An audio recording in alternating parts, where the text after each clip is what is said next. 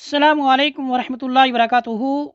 बिस्मिल्लाह वस्सलातु वस्सलामु अला मन ला नबिय्य बअदा।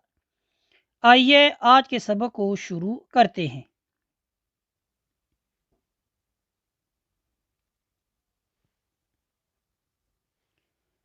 अऊज़ु बिल्लाहि मिनश शैतानिर रजीम।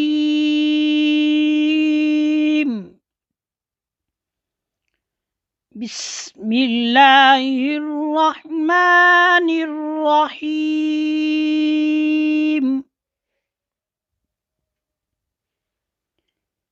अलम अलम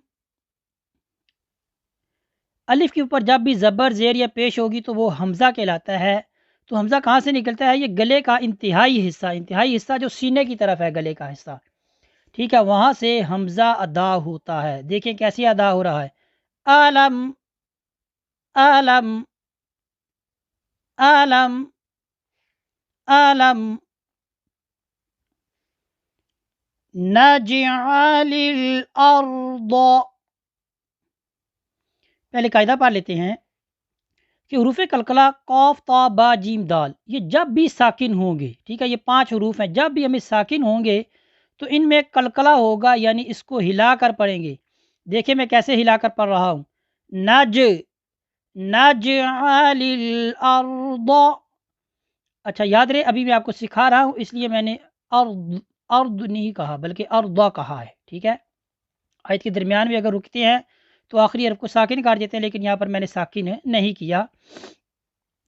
नजअलिल अर्द नजअलिल अर्द नज। देखिए मैं कैसे जीम को हिला रहा हूँ। हिलाना सिर्फ इन 5 हरूफ को है, जब ये साकिन होंगे उनमें से एक जीम है।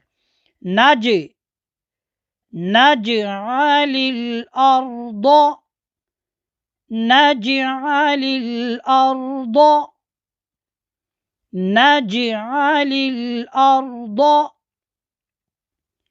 नजअलिल अर्द मिहादा मिहादा। ये आपको दो दाल के ऊपर 2 ज़बर की तनवीन नज़र आ रही है। याद रखें कि पूरे कुरान पाक के अंदर जब भी आपको कलमे के आखिर में या कलमे के दरमियान में 2 ज़बर की तनवीन नज़र आती है और आप उस पर रुकते हैं तो वो क्या है? हालत वक़फ़ में, हालत वक़फ़ यानी रुकने की हालत में वो अलिफ से बदल दिया जाएगा। जैसे यहाँ पर दाल 2 ज़बर की तनवीन है, अगर हम मिला के पढ़ते हैं तो हम क्या कहते हैं? मिहादन। देखिए तनवीन पढ़ी है मैंने, लेकिन हम यहाँ पर रुक रहे हैं तो हम क्या पढ़ेंगे? मिहादा मिहादा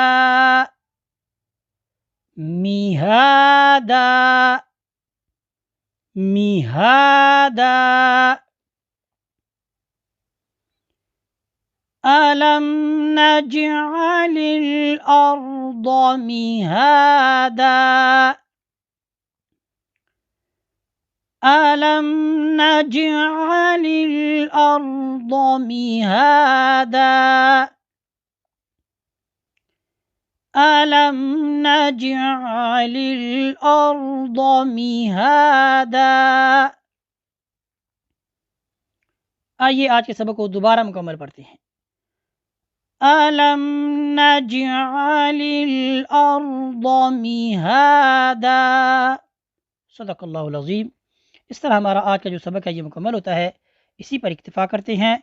वसल्लल्लाहु अला मौलाना मुहम्मदिन व बारिक वसल्लिम वसल्लि अलैहि वल्हम्दुलिल्लाहि रब्बिल आलमीन।